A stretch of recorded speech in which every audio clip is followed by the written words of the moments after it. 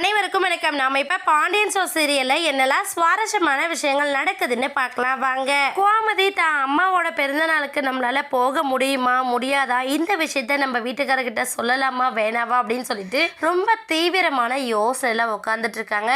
ஒரு பக்கம் அம்மாவோட பிறந்த நாளுக்கு போக முடியல, இன்னொரு பக்கம் நம்ம மருமக மீனாவும் நம்மளோட இல்லை அப்படின்னு சொல்லிட்டு ரொம்ப வருத்தப்படுறாங்க. வருத்தப்பட்டுட்டு நம்ம கோமதி என்ன பண்றாங்கன்னு பார்த்தீங்கன்னா, சரி நம்ம மீனா கிட்ட பேசுவோம் அப்படின்னு சொல்லிட்டு மீனாவுக்கு வந்து கால் பண்ணுறாங்க. அந்த டைமில் நம்ம மீனாவும் என்ன பண்ணுறான்னு பார்த்தீங்கன்னா, யாருமே இல்லாமல் ரொம்ப வெறுமையாக உட்காந்துட்டு செவத்தை பார்த்து உட்காந்துட்ருக்காங்க.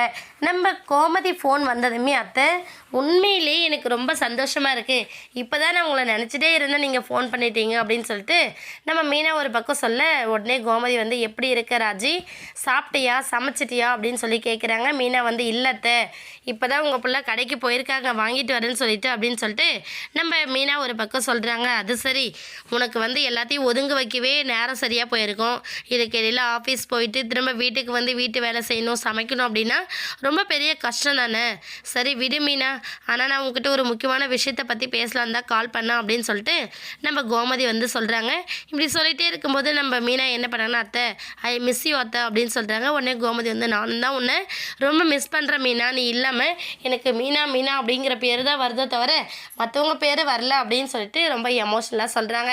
பேசி முடிச்சுட்டு என்ன பண்ணாங்கன்னா, மீனா நாளைக்கு வந்து என் அம்மாவோட பிறந்த நாள் வருது, அதுக்கு வந்து நான் மாமா கிட்டே இந்த விஷயத்தை பற்றி சொல்லலாம்னு நினைக்கிறேன். மாமா கோச்சிப்பாரா இல்லை என்ன சொல்லுவார் ஏது சொல்லுவார்னு எனக்கு எதுவுமே தெரியல.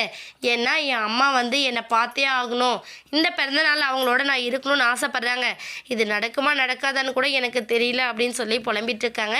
மீனா வந்து நீங்கள் கவலைப்படாதீங்க அத்தை, மாமா கிட்ட பேசுங்க, கண்டிப்பாக மாமா வந்து உங்கள் அத்தைக்காக இதை பண்ணுங்க அப்படின்னு சொன்னீங்கனாலே கண்டிப்பாக அவர் புரிஞ்சுப்பார், நீங்கள் தேவையில்லாமல் கஷ்டப்படாதீங்க அத்தை, மாமாட்ட பேசுங்கன்னு சொல்கிறாங்க. மீனா கொடுக்குற இந்த தைரியத்தால் நம்ம கோமதி என்ன பண்ணுறாங்கன்னா, பாண்டியன் வந்ததுமே அவங்களுக்கு சாப்பாடெல்லாம் போட்டு ரூமுக்கு போகிறாங்க. ரூமுக்கு போனது இந்த விஷயத்தை பற்றி டிஸ்கஸ் பண்ணலாமா வேணாமா அப்படின்னு சொல்லிட்டு ரொம்ப ஆழ்ந்த யோசனையில் இருக்காங்க நம்ம கோமதி.